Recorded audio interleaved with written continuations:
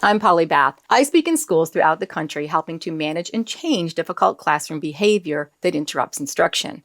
Today, I'm going to answer one of your questions. What can I do about a child who is constantly lying to adults to try to get other students in trouble?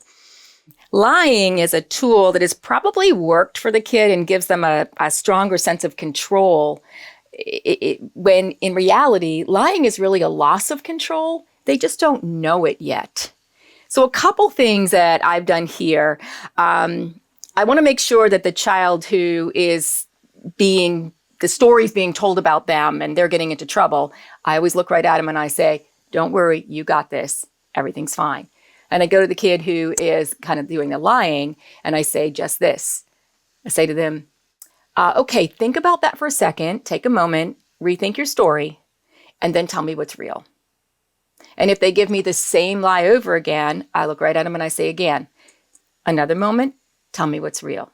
If you can't do that now, we'll talk later. Because if I know that they're doing it to get somebody else in trouble, I want to hold them accountable. And I also want to assure to the other kids, don't worry, you got this. Don't forget to like, subscribe, hit the bell for notifications, watch these videos, and if you've got questions for future videos, include them in the comments below.